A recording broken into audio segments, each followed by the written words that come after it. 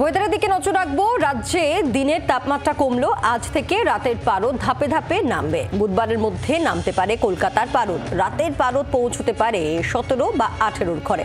কুয়াশায় ঢাকা দক্ষিণের 6 জেলা। বেলা বাড়লে আংশিক মেঘলা আকাশ। আপাতত বৃষ্টির কোনো সম্ভাবনা নেই। 11 থেকে 14 ফেব্রুয়ারির মধ্যে বঙ্গে শীতের বিদায়। ফেব্রুয়ারির শেষ দিকেই উষ্ণ বাংলা, উত্তরবঙ্গের 5 জেলায় কুয়াশার দাপট। রাজ্যে দিনের তাপমাত্রা কমলো, আজ থেকে রাতের পারদ ধাপে ধাপে নামবে। বুধবারের মধ্যে নামতে পারে কলকাতার পারদ।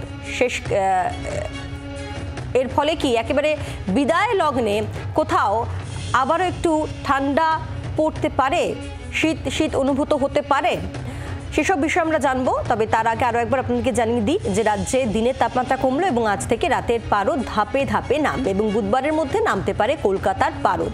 এবং অফিসিয়ালি শীত বিদায় কবে সেই বিষয়টিও স্পষ্ট করছে হাওয়া অফিস। কথা বলবো, অয়ন ঘোষাল রয়েছেন আমাদের সঙ্গে টেলিফোনের প্রতিনিধি। অয়ন, পারদ ধীরে ধীরে নামছে, তাহলে কি একেবারে বিদায় লগ্নে কোথাও আবারও একটা হালকা হলেও শীতের ইনিংস আমরা অনুভব করতে পারি?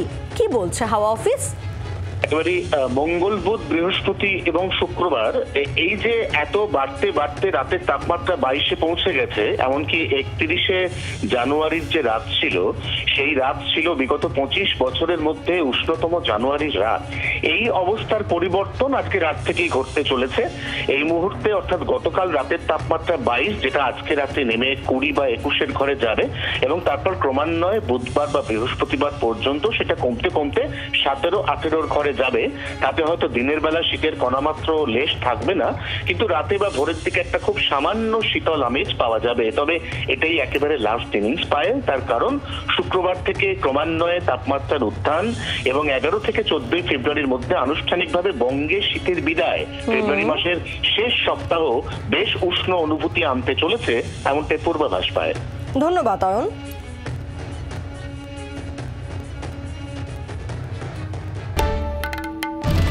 বাংলার আওয়াজ, বাঙালির আবেগ, জি 24 ঘন্টা।